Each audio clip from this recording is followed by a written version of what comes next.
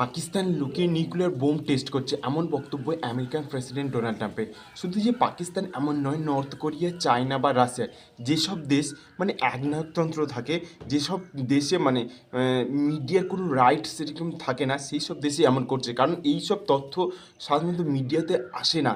Donald Trump আমেরিকার president, তাদের একটা স্পেশাল ইনভেস্টিগেশন টিম আছে, তাদের থ্রুতে আমরা এইটা জানতে পেরেছি যে এই পাকিস্তান, নর্থ কোরিয়া বা রাশিয়া বা চায়না যেখানে হচ্ছে একনায়কতন্ত্র, সেখানেই এই সবগুলো চলছে। কারণ তাদের মিডিয়া অতটা স্বতন্ত্র নয় যে যেখানে তারা সব কিছু মানে পাবলিশ করে দেবে। যতই আমাদের ইন্ডিয়া বা ইউএসের মতো যেগুলো হচ্ছে ডেমোক্র্যাট, যেখানে হচ্ছে প্রজাতান্ত্রিক দেশ আছে, যেগুলো মানে মিডিয়ার র্যাঙ্কিং যতই পিছিয়ে থাকুক, এরা কিন্তু সঙ্গে সঙ্গে সব কিছু ডেটা পাবলিশ করে দেবে। সেই জন্য আমাদের এখানে কোনো কিছু হলেই আমরা জেনে জেনে যেতে পারি। কিন্তু যেখানে চায়না, রাশিয়া বা নর্থ কোরিয়া বা পাকিস্তানের মতো দেশ, যেখানে হচ্ছে ফ্রিডম অফ স্পিচ নেই, যেখানে হচ্ছে একনায়কতন্ত্র থাকে, যে তুমি একবার ভেবে থাকো রাশিয়া, নর্থ কোরিয়া বা চায়না, যেখানে হচ্ছে দিনের পর দিন একই পার্টি থাকে, একই লোক থাকে, বা পাকিস্তানের যে আজকের ইয়ে আছে কালকে স্থির নেই, মানে আজকের ইয়ে আছে কালকে মারপিট করে যে 5 বছর স্থির থাকে না, অন্যজন চলে আসে, নামে ডেমোক্রেটিক থাকে কিন্তু ডেমোক্রেটিক থাকে না, ওখানে একনায়কতন্ত্র থাকে।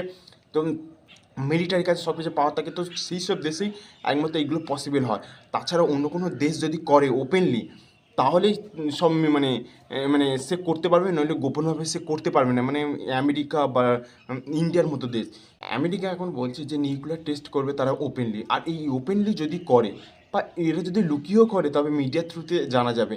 আর যদি আমেরিকা ওপেনলি করতে থাকে নিউক্লিয়ার টেস্ট, শুধু তাহলে আমেরিকার দিকে অন্য কোনো দেশ, ইন্ডিয়া থেকে শুরু করে অন্যান্য যেসব দেশগুলো আছে যারা হচ্ছে প্রজাতান্ত্রিক দেশ, তারা কিন্তু কেউ পিছিয়ে থাকবে না, তারা প্রত্যেকেই নিউক্লিয়ার টেস্ট করতে থাকবে। কারণ নিউক্লিয়ার টেস্ট আমাদের বহু দিন আগে করা হয়েছে।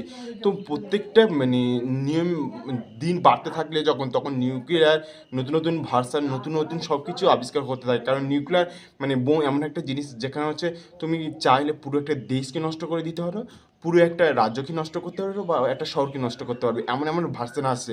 তো সেইগুলো যদি টেস্ট না করা যায়, সে অনেক পুরনো দিন আগে টেস্ট করা হয়েছে, তাহলে তার নতুন নতুন ভার্সন কখনো বার হয় না। সেই জন্য এখন বিভিন্ন দেশ করার চেষ্টা করছে, যারা গোপনীয় করতে চাইছে। কিন্তু ওপেনলি আমেরিকা এখন বলতে চাইছে যে তারা নিউক্লিয়ার বোম টেস্ট করবে। আর নিউক্লিয়ার বোম টেস্ট যদি আমেরিকা করে প্রত্যেকে, তাহলে ওপেনলি এরকম করতে থাকবে। আর তাহলে দেশটা কোন দিকে যাবে বুঝতে পারছো।